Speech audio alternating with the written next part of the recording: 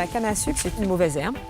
Et aujourd'hui, elle fait partie de notre patrimoine, elle fait partie beaucoup du paysage, l'amélioration du paysage martiniquais.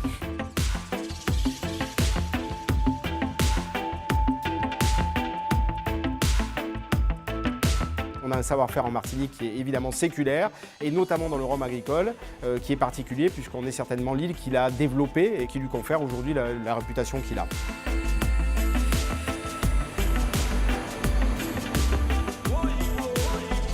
Ce site fonctionne depuis un siècle et demi. Il a d'abord commencé en sucrerie et on a continué après avec le rhum en 1938. On est devenu AOC en 1996. C'est un métier qui se perpétue. Sur la commune du Vieux-Morne, bercée par les Alizés, s'élève un des joyaux du patrimoine martiniquais, l'habitation Saint-Étienne. À l'origine, une distillerie édifiée en 1880 sur le domaine de la première habitation sucrière de l'île. La Martinique s'est construite sur la culture du sucre de canne pour la France métropolitaine et l'Europe. Et au début des années 1915-20, ça a été l'avènement du sucre de betterave. Et donc la Martinique a dû inventer un nouveau modèle sur la base de la production d'un rhum agricole. La distillerie, désaffectée depuis presque 30 ans, a décroché son inscription au monument historique. Le niveau patrimonial se retrouve au niveau des monuments, puisqu'on est dans un site absolument merveilleux, où on a beaucoup de rhums qui sont mis en vieillissement. Un vieillissement en fût dans lesquels on fait cuver des rhums d'exception. C'est très rond, très fin. Cacao grillé, quoi. Pas chocolat, vraiment cacao. Hein. Il est prêt. Hein. La Martinique est la seule production des dom-tom à avoir une appellation d'origine contrôlée. Ce sont des produits qui sont extrêmement fins. C'est vraiment un rhum de dégustation par excellence et ça peut se goûter effectivement comme un vin, mais on pourrait le comparer à un grand cognac ou un grand armagnac. Un breuvage à l'égal des plus grands spiritueux, à l'inverse du rhum industriel, obtenu à partir de mélasse, un jus de canne dont on a extrait tout le sucre. Si je vous fais goûter une cuillère à café de sucre de canne, vous sentirez évidemment des arômes. Eh bien, la différence avec le rhum agricole qu'on fait nous, c'est qu'on distille un rhum pur jus, c'est-à-dire un rhum qui n'a pas subi de transformation et qui n'est pas le résidu d'une production de sucre. Pour comprendre le rhum, il faut s'intéresser à la canne.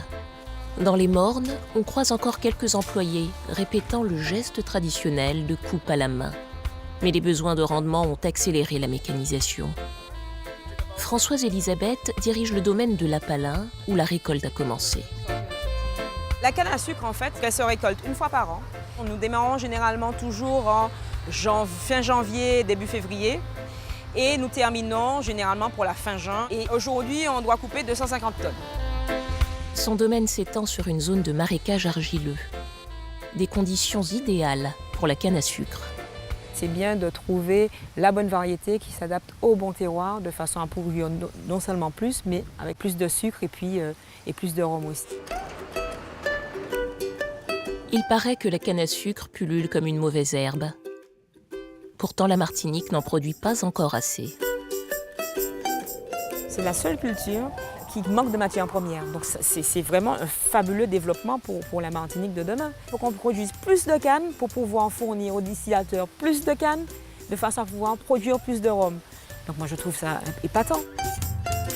À quelques kilomètres de là, la distillerie Simon produit 20% du rhum de l'île. Le directeur du site, Philippe, descend d'une très vieille famille de béquets. Son terroir, il le connaît et peut en garantir la qualité d'un simple coup de dent. C'est une canne AOC. Je vérifie si elle est bien fraîche et si elle est sucrée. C'est ce qu'on lui demande. Le jus de canne débute sa fermentation, avant d'être distillé dans cette colonne au cuivre bicentenaire qui lui donnera un goût unique. Nous avons une vingtaine de collaborateurs. Ce sont des descendants, leur père, leur grand-père ont travaillé ici.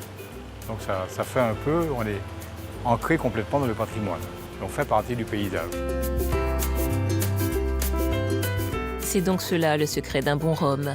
Un savoir-faire ancestral, agrémenté peut-être d'une petite astuce. faire cuver les rhums dans des tonneaux du monde entier. On a des chênes d'origine française, du Limousin ou du Quercy, et on utilise également des chênes qui ont contenu un alcool au préalable, qui va nous permettre de typer nos extra vieux et de leur donner des finitions.